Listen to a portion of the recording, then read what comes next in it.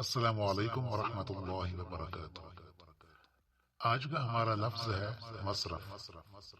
مصرف دراصل عربی زبان کا لفظ ہے جو عربی ہی سے ماخوذ کیا گیا اور اردو میں اب مستعمل ہے۔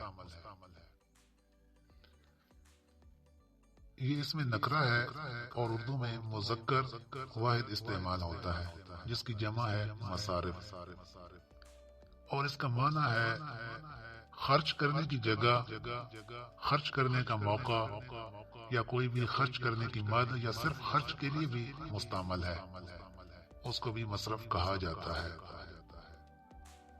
اور اس جملے میں بھی یہ لفظ استعمال ہوا ہے۔ ہر ایک کا مصرف، ہر ایک کے اوقات اور ہر ایک کا محور اور عالم جدا ہے، اور اس کے کچھ مترادفات بھی آپ کی خدمت میں عرض کر دیتے ہیں۔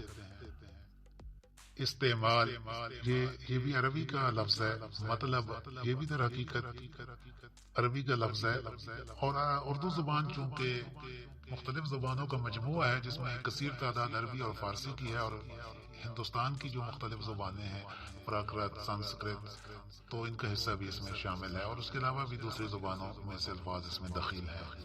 تو پراکرت کا ایک لفظ کام، جو کہ آج کل اردو میں کثرت سے استعمال ہوتا ہے، اس کے لیے بھی مصرف استعمال کیا جا سکتا ہے، یعنی کوئی بھی غرض و غایت کام، اس کو مصرف کہا جاتا ہے۔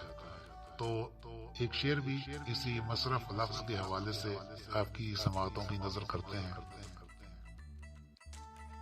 تیرے قامت پہ درافشاں ہوں کہاں تک آنکھیں، تیرے قامت پہ درافشاں ہوں کہاں تک آنکھیں، مایا درکار ہے اس مصرف بالائی کو۔ امید کرتا ہوں کہ یہ ویڈیو آپ کو پسند آئی ہوگی، اور اگر پسند آئی ہے تو ہمارے چینل کو سبسکرائب بھی کیجیے اور لائک بھی کر دیجیے، اور اس حوالے سے کوئی سوال ہو تو کمنٹ باکس میں آپ پوچھ سکتے ہیں، اور اس کو مزید اپنے دوست احباب کے ساتھ شیئر بھی کر دیجیے۔ جزاکم اللہ خیرا واحسن الجزاء۔